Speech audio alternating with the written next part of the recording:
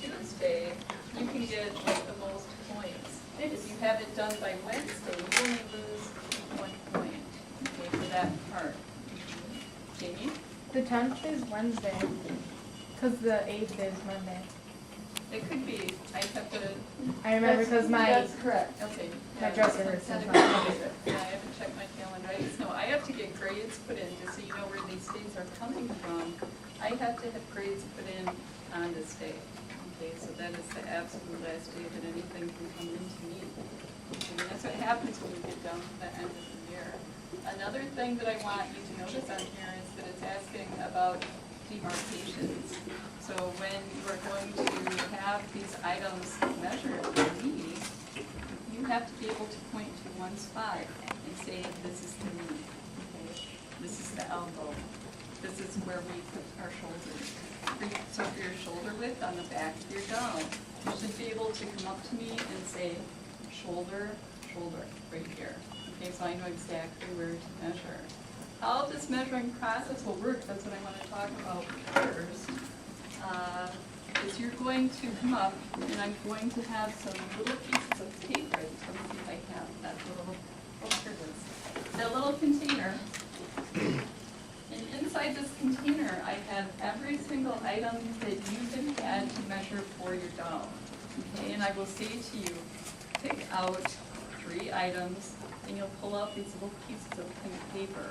It will tell you what we're going to be grading you on.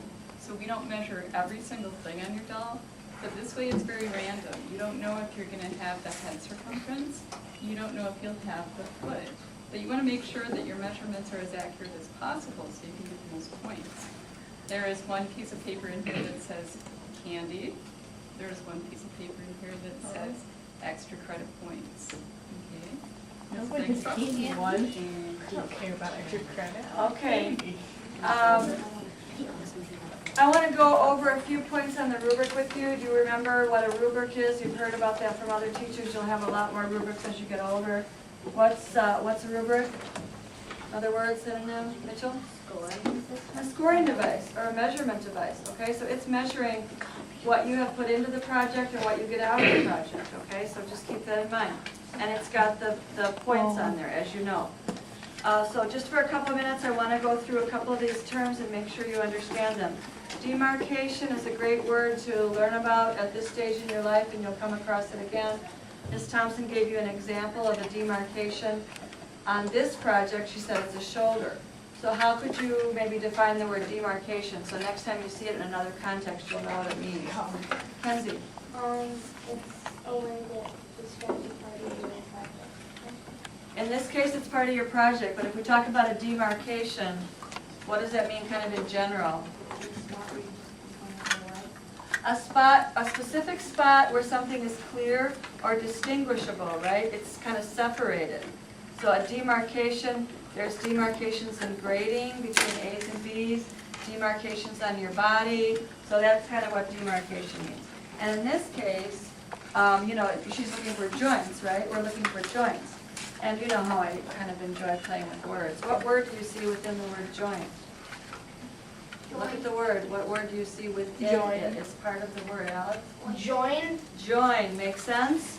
A joint, right? Joints 2 parts, okay? There's all kinds of joints on their body, so that might help you also understand the word demarcation. Okay, Jamie, is it relevant question? I still don't get what like demarcations mean. Well, demarcation, for this project, let's just call it the joints. It's where So- on your doll, you can clearly see that there's a joint. So if you've made your arm look like one stiff part that doesn't have a joint in it, right, it would only move like this, it's missing a joint. If you make your arm show that there's a joint in it, elbow, then that's a And demarcation. it's a broader term, so demarcation inside that word is the word mark. It's a marking point. Okay, demarcation is a marking point. So we have grade point demarcations, where we say if you have a 93, you have an A. If you have a 92, you have a B. Yeah.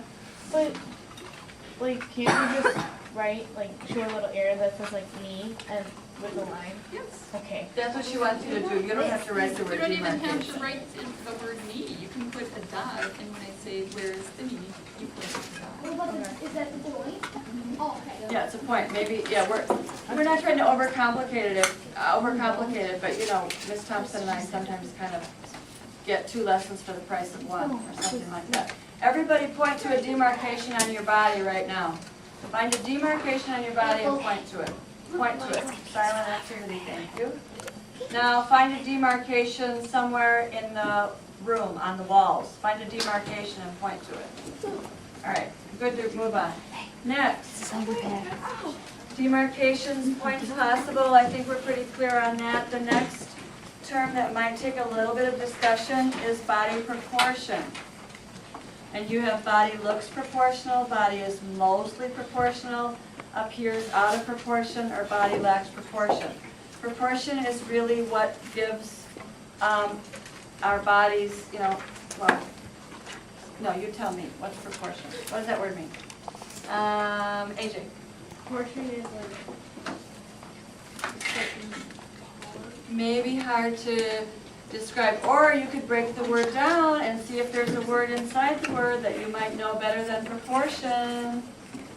Proportion, anybody see a word inside? Kenzie, you want to try?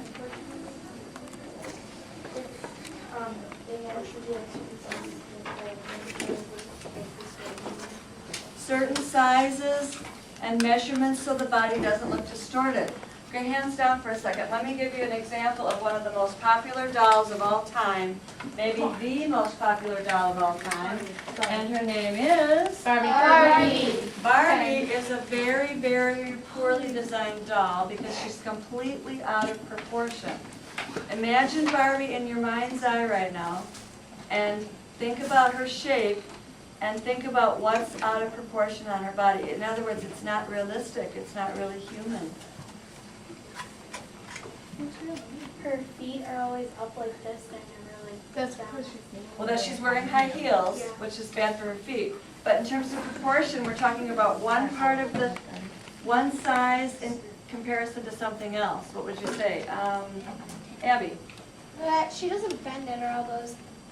All right, she doesn't have good My joints. sister has like 500 of The them. proportion, there's something that's very, very out of proportion on Barbie doll's body. additionally new.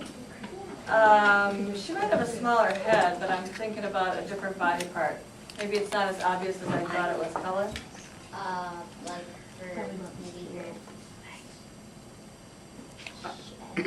Long, long, long, extra long legs. If you look at her, she's very small from waist to head, Barbie, and she's got really hugely out of proportion long legs. Okay? So your dolls are supposed to be better looking than Barbie, the dolls that you're structuring, that you're building. They're going to be in proportion. I don't think that's Okay, let's keep our focus here. Let's keep our focus so that even if your body doesn't look like a real person, sorry, your doll, it's going to have good proportions. And you're going to be evaluated on the proportion, on the rubric. And I think just to help with an example from yesterday, Mike and Colin had their doll, and they said, we think our doll is ready. And I looked at their doll, and the first thing that I was struck by is that their doll had clown feet.